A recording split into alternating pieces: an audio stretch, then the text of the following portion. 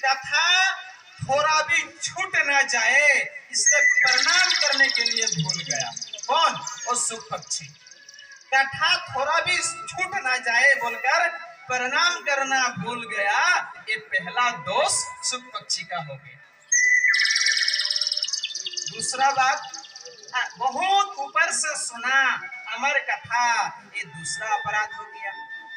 इसलिए भक्तजन भागवत का आसन ऊपर रखते, उसके ऊपर में कोई ना बैठे, इसलिए ज्यादातर भक्त नीचे बैठते हैं। बोलो भागवत भगवान की जय हो।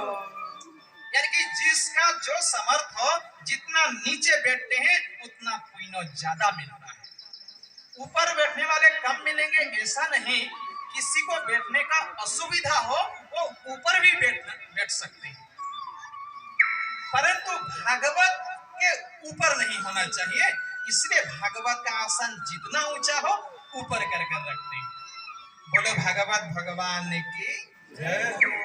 तो ये दूसरा गलती हो गया, क्योंकि महादेव जी जहाँ कथा सुना रहे थे उससे ऊपर पेड़ में बैठकर सुख पक्षी सुन रहा था। ये दूसरा गलती हो गया। और तीसरा गलती, वो चोरी से, यानी कि किसी को बताए बिना छुप कर पीछे से सुन रहा था।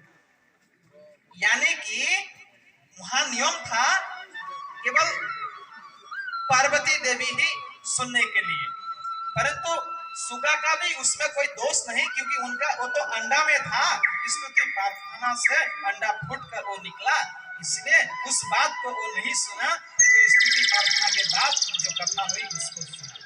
फिर भी महादेव ने सोचा 3 गलती हो गई, इसलिए उनको त्रिशूल लेकर मारने के लिए चले। कौन? महादेव जी।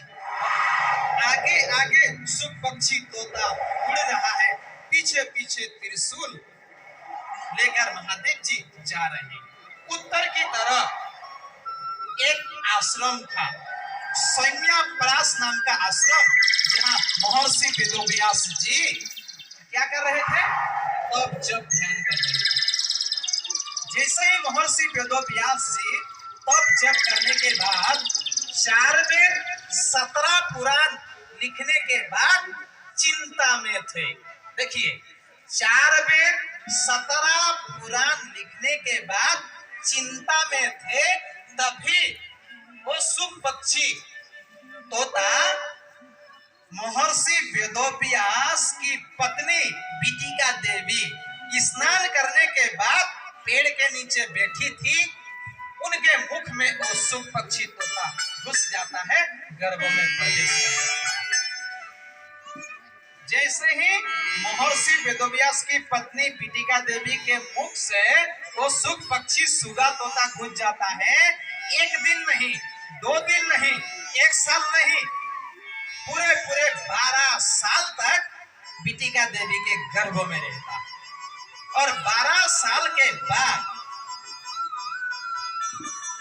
उस पक्षी आविर्भाव होता है, भूमिष्ठ होता है, जन्म होता है।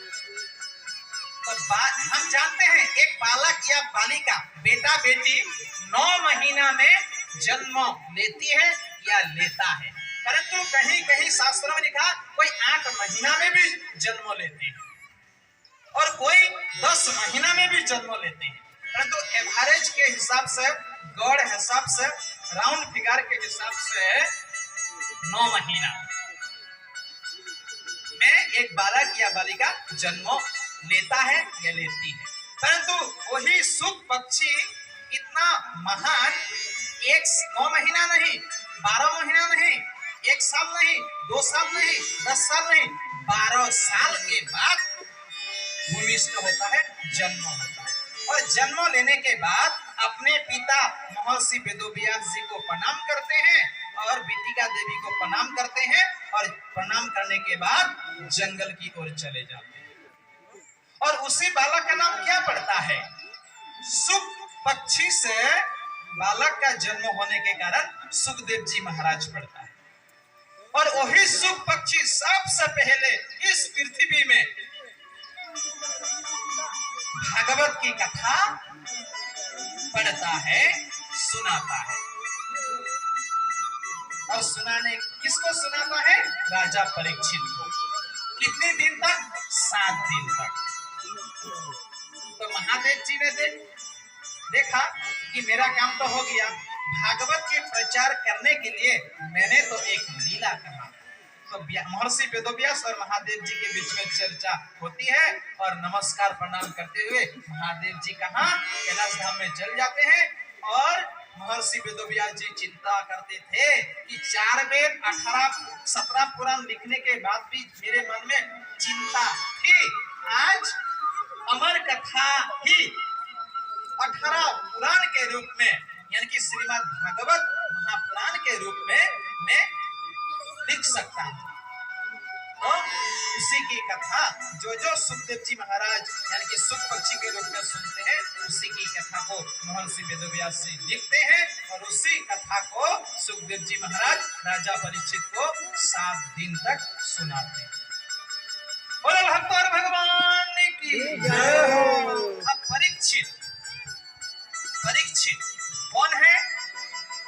सुनिए, 5 पांडव थे, युधिष्ठिर, भीम, अर्जुन, नकुल, सहदेव। अर्जुन के मित्र अभिमन्यु के मित्र परीक्षित एक राजा था, विश्व ब्रह्मांड का। तो राजा जब हुआ, होने के बाद उन्हें सोचा कि मैं तो पृथ्वी का राजा हूँ, मेरे प्रजा लोग कैसे हैं देखने के लिए जाना पड़ेगा।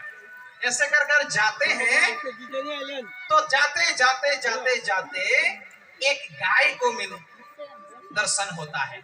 तो गाय को प्रणाम करते हैं, गौ माता को।